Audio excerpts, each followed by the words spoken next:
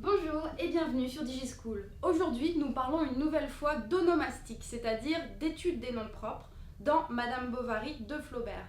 Nous nous demandons comment le romancier a-t-il choisi les prénoms et les noms de famille de ses personnages. Et nous allons voir que le prénom d'Emma Bovary est un anagramme de l'amour.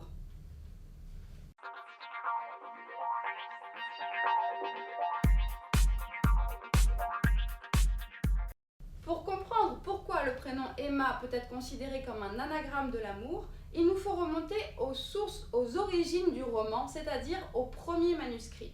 Dans le premier manuscrit de Madame Bovary, rédigé en août 1851, le personnage d'Emma ne s'appelle pas encore Emma, elle s'appelle Marie. Marie, pourquoi ce prénom ?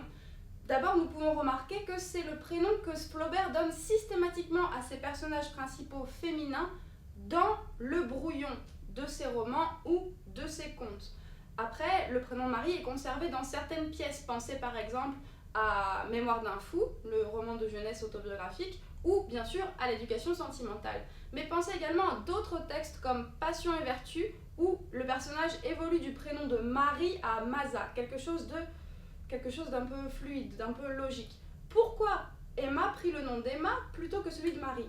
Tout d'abord, nous pouvons voir que le prénom de Marie, en fait, dans l'œuvre de Flaubert, caractérise l'amoureuse, l'amour, le symbole de l'amour. Pourquoi ? Eh bien, Marie, tout d'abord, ça fait référence à la Vierge Marie, effectivement, dans la tradition chrétienne. C'est donc un symbole de pureté, un symbole qu'on va admirer. Mais Marie, c'est également l'anagramme du verbe aimer. Rappelez-vous, l'anagramme, c'est cette figure de style qui consiste à mélanger les lettres d'un mot pour en créer un autre. Marie, si vous en mélangez les lettres, devient le verbe aimer. C'est pourquoi d'ailleurs, les quelques textes dans lesquels Flaubert a conservé le prénom de Marie pour son personnage principal, dans ces quelques textes-là, le personnage principal qui s'appelle Marie est un personnage d'Aimé. Pensez donc à Mémoire d'un fou, au personnage de Maria, qui était inspiré, dans la biographie de Flaubert, par sa rencontre avec Elisa Schlesinger, la première femme qu'il a aimée dans sa vie. Mais pensez également à Marie Arnoux dans l'éducation sentimentale. Frédéric était éperdument amoureux de Marie Arnoux, qui représente également la pureté, car elle se refuse à l'adultère pendant tout le roman.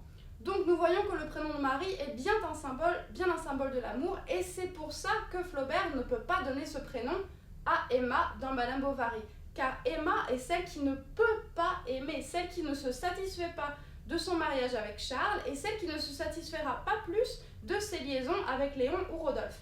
Donc comment Flaubert évolua-t-il depuis ce prénom de Marie jusqu'au prénom d'Emma ?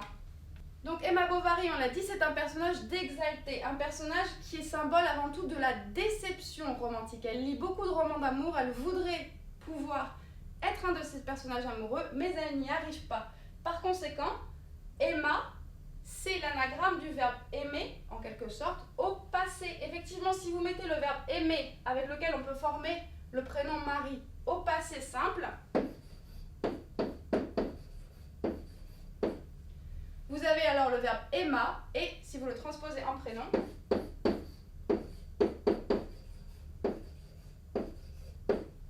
ça devient Emma. On voit donc que Flaubert n'a rien laissé au hasard. Il y a plusieurs significations qu'on peut mettre derrière le choix du nom et du prénom d'Emma Bovary. Voilà, c'est tout pour aujourd'hui. Merci d'avoir suivi cette vidéo. N'hésitez pas à consulter d'autres fiches et d'autres vidéos sur le sujet, et à très bientôt sur DigiSchool.